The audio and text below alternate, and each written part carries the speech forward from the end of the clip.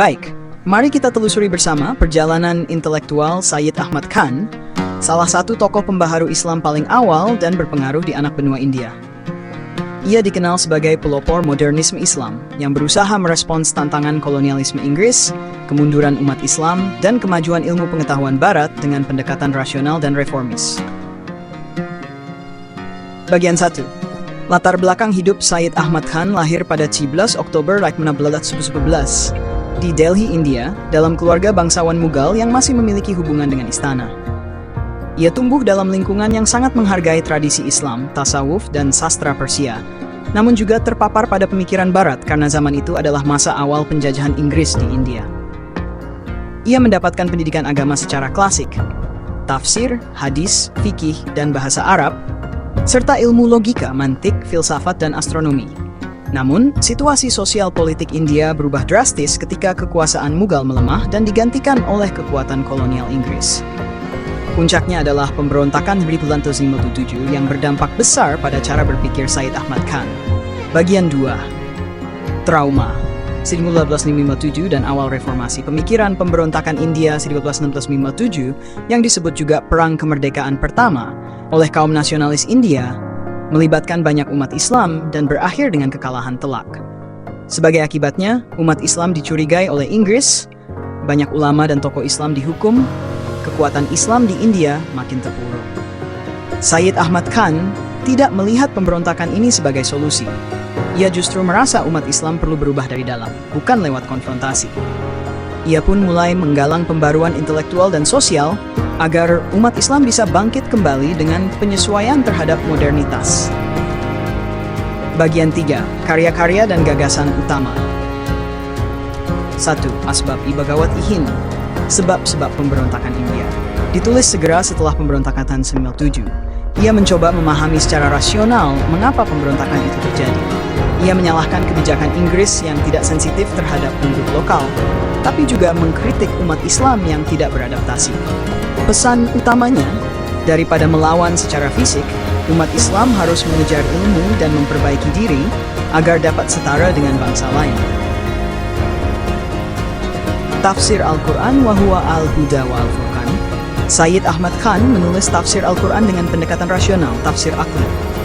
Ia menolak tafsir yang bertentangan dengan akal sehat dan ilmu pengetahuan. Contohnya, ia menolak pemahaman harfiah tentang mukjizat yang dianggap bertentangan dengan hukum alam. Gagasannya, wahyu tidak bertentangan dengan akal dan hukum alam karena semuanya berasal dari Tuhan. 3. Taqwiyat al-Iman. Buku ini berupaya membersihkan akidah umat Islam dari unsur tahayul dan bidah. Ia menyeru agar iman dibangun atas dasar penalaran, bukan hanya ikut-ikutan atau taklid. Bagian PA, argumen filsafatnya secara sederhana. Sayyid Ahmad Khan membangun filsafat reformasinya di atas 4 fondasi utama: pilar, penjelasan, wahyu, dan akal selaras. Wahyu tidak bertentangan dengan akal sehat. Bila tampak bertentangan, maka tafsirnya harus ditinjau ulang. Hukum alam adalah sunatullah. Ia menolak mukjizat dalam bentuk pelanggaran hukum alam. Bagi dia, Tuhan bekerja secara konsisten melalui hukum-hukum alam. Islam rasional dan dinamis. Islam harus dipahami secara rasional dan kontekstual untuk menjawab tantangan zaman modern. Reformasi sosial dan pendidikan. Umat Islam harus bangkit melalui ilmu pengetahuan, bukan nostalgia masa lalu. Bagian 5. Pendiri Aligarh Movement. Salah satu warisan terbesarnya adalah pendirian Muhammadan Anglo-Oriental College di Aligarh yang kelak menjadi Universitas Muslim Aligarh. Tujuannya, menggabungkan kurikulum Islam dengan ilmu pengetahuan Barat, membentuk kelas menengah Muslim terdidik yang rasional dan nasionalis. Ini menjadi cikal bakal gerakan intelektual Islam modern di India. Bagian 6. Siapa yang menginspirasinya?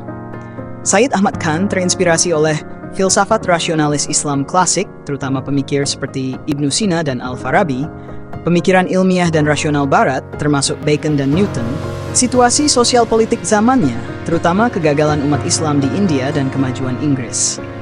Ia juga terpengaruh oleh teologi naturalis yang berkembang di Eropa, yang memandang Tuhan tidak bertindak di luar hukum-hukum alam. Bagian 7. Kritik dan warisan pemikirannya tidak lepas dari kritik. Ia dituduh terlalu mendekati Inggris dan melunakkan ajaran Islam. Pendekatannya terhadap mukjizat dan tafsir Al-Quran dianggap terlalu liberal oleh kalangan ulama tradisional. Beberapa menilainya mengkompromikan Islam demi modernitas. Namun warisannya sangat besar.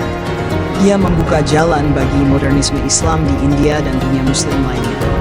Universitas Aligarh melahirkan banyak pemikir dan politikus Muslim penting, termasuk Muhammad Iqbal dan bahkan Muhammad Ali Jinnah. Penutup, Sayyid Ahmad Khan dalam satu kalimat. Sayyid Ahmad Khan adalah juru bicara akal dalam Islam, yang mengajak umat Muslim berdamai dengan zaman modern tanpa kehilangan jiwa agamanya.